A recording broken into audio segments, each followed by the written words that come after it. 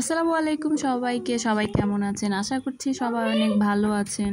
আজকে আপনাদের সাথে দারুণ একটা জিনিস শেয়ার করব, সেটা হলো নারকেলের পানির পুডিং। আমরা সবাই সাধারণত ডাবের পুডিং খেয়ে থাকি পানির, কিন্তু নারকেলের পানিটা ফেলে দেওয়া হয়। আবার ভালো থাকলে কেউ কেউ আবার খেতেও পছন্দ করে, যেমন আমি নারকেলের পানিগুলা ফেলি না, এটা খেতে আমার ভালো লাগে। আর এই পানি দিয়ে আমি পুডিং বানাবো। আর নারকেল কুড়িয়ে আমার এই পরিমাণ নারকেল পেয়েছি, নারকেল কুড়া বলে যেটাকে, আর সেটা দিয়ে নারকেলের কুলি পিঠা বানানোর কথা ছিল। তো আমি যেহেতু চালের গুঁড়া কাই করতে পারি না, এর জন্য ময়দা নিয়ে নিলাম। হালকা একটু কুসুম গরম পানি দিয়ে ময়দাটা মেখে আমি কিছুক্ষণের জন্য রেখে দিব। তো বানানোর কথা ছিল হচ্ছে কুলি পিঠা নারকেল ভিতরে। তো কুলি পিঠা বানাতে গিয়ে আমি যা বানাইছি সেটা আসলে বলার মতো না। তো এই তো অনেকটা সময় আমি মেখে ডোটা রেখে দিয়েছিলাম, অনেকটা নরম হয়ে গিয়েছে, এবার বানানোর পালা। তো কুলি পিঠা বানাতে এসে আমি রুটিগুলো আসলে এত বড় বড় করে ফেলছিলাম যে এটার মধ্যে নারকেল ভরে ভাঁজ করলে দেখা গেছে যে মানে অল্প একটু নারকেল ছিল, সব নারকেল 2-3টা পিঠা বানালেই শেষ হয়ে যাচ্ছে। তো এখন কি করব, আবার পিঠা বেলবো, অনেকটা কষ্টকর। এর জন্য হচ্ছে আমি আবার নষ্ট না করে রুটিগুলা সিঙ্গারার মতো করে ভাঁজ করে ভিতরে অল্প একটু করে নারকেল দিয়ে বানিয়ে নিলাম। আসলে ব্যাপারটা যা হয়েছে, কুলি পিঠা দেখতে একটু চাঁদের মতো, কিন্তু খেতে তো সেম হবে, কারণ জিনিসটা প্রসেসটা তো একই ছিল, শেপটা যেরকমই থাক। আসলে নিজের দোষ ঢাকার চেষ্টা করছি, যেহেতু আমি পারি না এটাই আমার কাছে অনেক। এটা সাধারণত চালের গুঁড়ি দিয়ে বানানো হয়, আমি ময়দা দিয়ে বানিয়ে ফেলছি। আসলে আমি অনেক বেশি পারি, তাই খেতে পারলেই হলো, বিষয়টা এমন। শেপটা যাই থাক।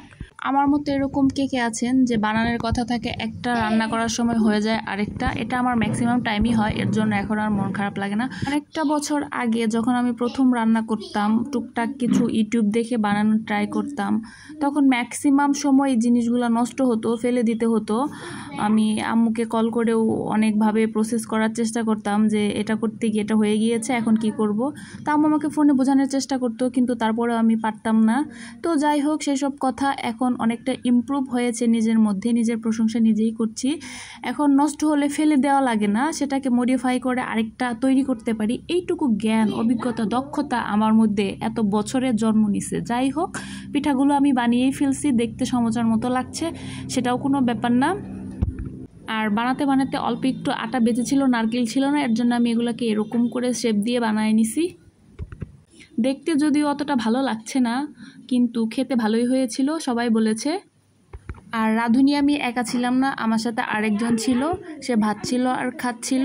এই তো আমার নারকেলের পুডিং, দেখতে অনেকটা লোভনীয় হয়েছে, কিন্তু খেতে ডাবের পানির পুডিংয়ের যে একটা টেস্ট, ওটা হয়নি, কারণ এটা নারকেলের পানি ছিল।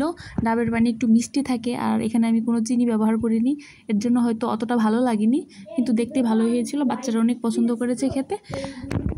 খাবার আমি যাই রান্না করি, বড়রা খেতে পারুক আর না পারুক, ছোটরা কিন্তু ঠিকই পারে। ছোটরা বলতে আমার বাচ্চারা ঠিকই খায়।